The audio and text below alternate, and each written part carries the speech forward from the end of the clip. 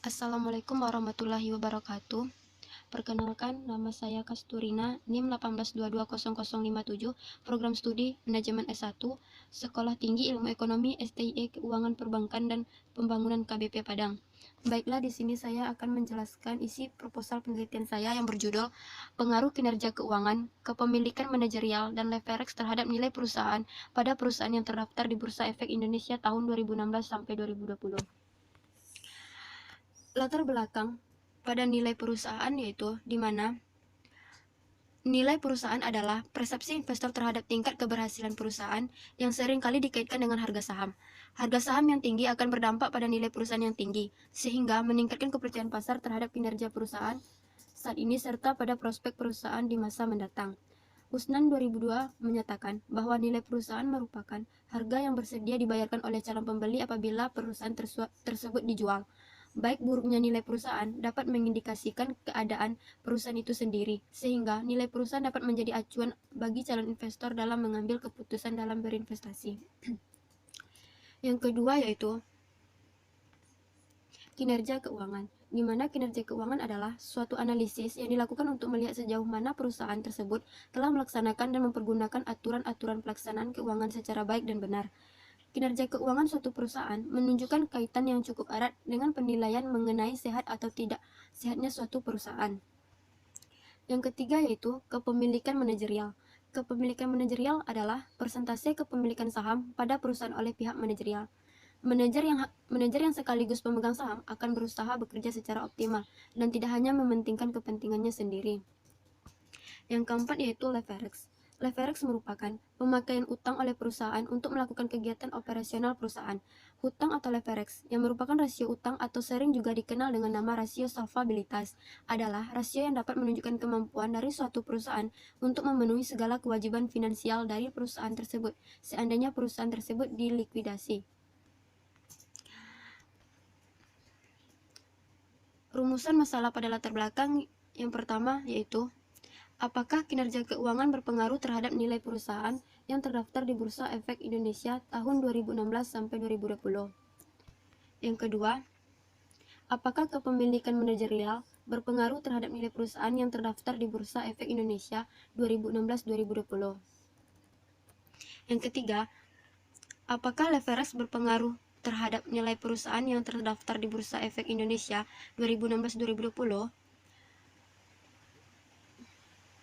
Tujuan dari penelitian ini yang pertama yaitu untuk menguji pengaruh kinerja keuangan terhadap nilai perusahaan pada perusahaan yang terdaftar di Bursa Efek Indonesia tahun 2016 sampai 2020. Yang kedua, untuk menguji pengaruh kepemilikan manajerial terhadap nilai perusahaan pada perusahaan yang terdaftar di Bursa Efek Indonesia tahun 2016 sampai 2020. Yang ketiga, untuk menguji pengaruh leverage terhadap nilai perusahaan pada perusahaan yang terdaftar di Bursa Efek Indonesia tahun 2016 sampai 2020.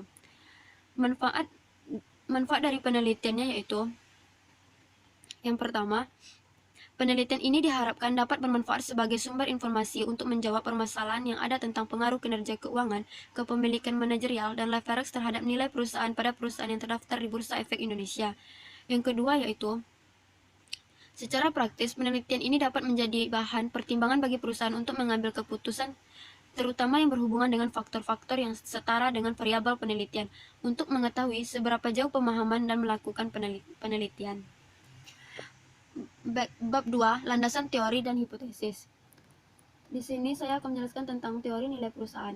Yang pertama itu agensi teori, di mana menurut Fahmi, agensi teori merupakan suatu kondisi yang terjadi pada suatu perusahaan di mana pihak manajemen sebagai pelaksana yang disebut lebih jauh sebagai agen dan pemilik modal atau owner. Yang kedua yaitu signaling teori.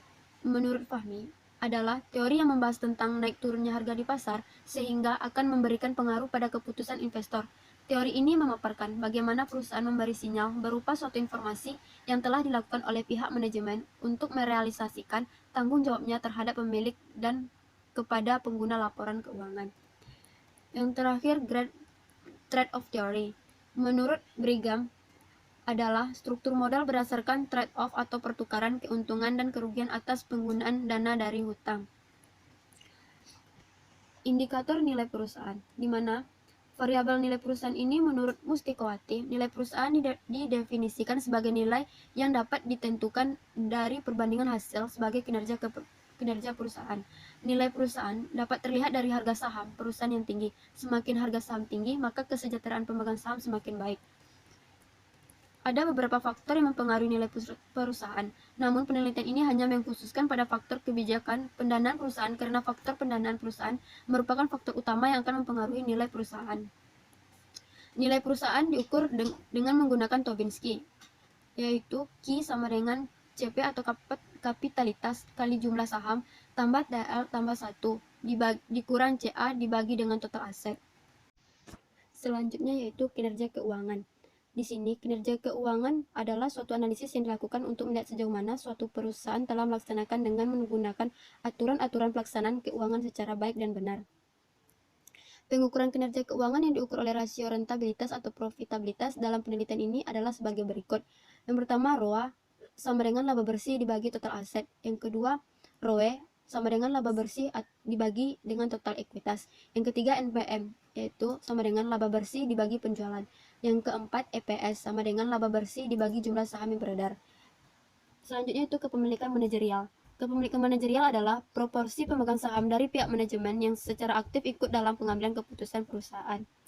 Kepemilikan manajerial diukur dengan menggunakan rasio antara jumlah saham yang dimiliki pihak manajerial atau manajer dan direksi terhadap total saham yang beredar pada perusahaan sebagai berikut.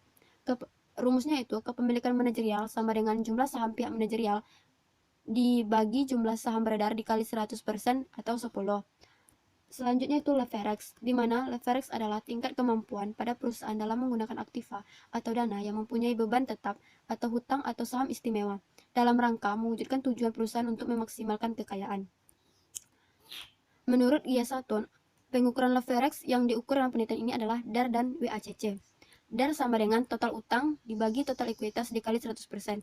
WACC RA dibagi 1 kurang VTS dibagi V dikurang RD TCD dibagi V tambah RTS dikali VTS dibagi V, di mana RA sama dengan hasil diskonto arus kas bebas pada biaya peluang modal. VTS sama dengan nilai tax sale. V sama dengan nilai equivalence. RD sama dengan pengambilan hutang yang diharapkan. Sedangkan TC sama dengan tarif pajak perusahaan.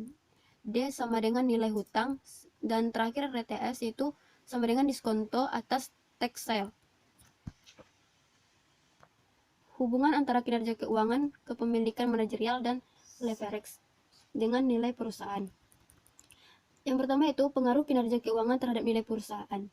Kinerja keuangan perusahaan yang baik akan berdampak pada meningkatnya nilai dari sebuah perusahaan.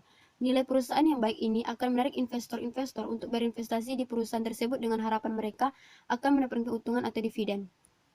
Hasil penelitian dari Mulyani pada tahun 2014 menunjukkan bahwa ROA berpengaruh signifikan terhadap Tobinski. Dari hasil uji parsial ROA terhadap nilai perusahaan diketahui bahwa ROA berpengaruh terhadap nilai perusahaan. Yang kedua itu pengaruh kepemilikan manajerial terhadap nilai perusahaan, di mana kepemilikan manajerial adalah persentase saham pada perusahaan oleh pihak manajerial.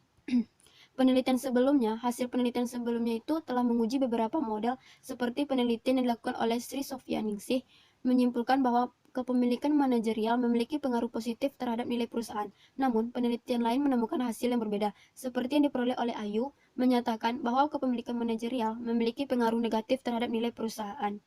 Yang ketiga yaitu pengaruh leverage terhadap nilai perusahaan. Leverage merupakan rasio yang menunjukkan bagaimana perusahaan mampu untuk mengelola hutangnya dalam rangka memperoleh keuntungan dan juga mampu untuk melunasi kembali hutangnya. Penelitian mengenai pengaruh leverage terhadap nilai perusahaan telah diteliti oleh Ria Yunita. Hasil penelitian variabel leverage berpengaruh terhadap nilai perusahaan. Hal ini menunjukkan bahwa setiap ada penambahan hutang, maka akan menurunkan nilai perusahaan secara signifikan. Selanjutnya yaitu hipotesis. Yang H1, kinerja keuangan berpengaruh positif dan signifikan terhadap nilai perusahaan. H2, kepemilikan manajerial berpengaruh dan positif signifikan terhadap nilai perusahaan. H3, leverage berpengaruh positif dan signifikan terhadap nilai perusahaan.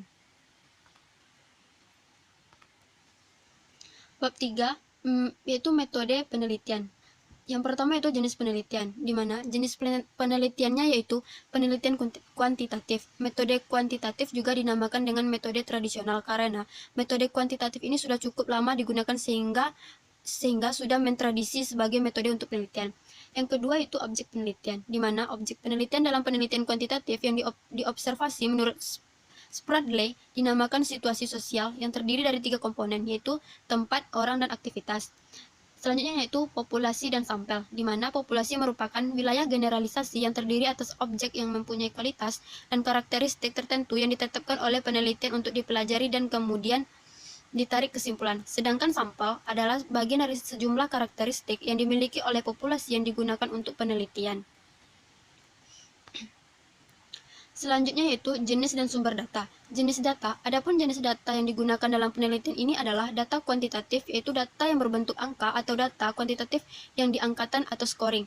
Yang kedua itu sumber data. Sumber data dalam penelitian ini adalah data sekunder, yaitu data yang diperoleh secara tidak langsung. Artinya, data yang diperoleh melalui perantara seperti buku, laporan keuangan yang telah publikasikan oleh Bursa Efek Indonesia. Selanjutnya itu teknik pengumpulan data, yaitu data penelitian ini, metode pengambilan data yang digunakan adalah data dokumenter. Selanjutnya definisi operasional variabel. Variabel yang digunakan dalam penelitian ini terbagi dua, yaitu variabel independen dan variabel dependen. Uji kelayakan model data panel, yaitu metode analisis yang digunakan dalam penelitian ini, yaitu analisis statistik deskriptif dan analisis regresi data panel dengan bantuan program EViews. Terdapat 3 metode dalam regresi data panel, yaitu metode Common Effects Model atau CEM, yang kedua metode Fixed Effect Mode atau FEM, dan yang terakhir itu metode Random Effect Model atau REM. Sekian, terima kasih. Assalamualaikum warahmatullahi wabarakatuh.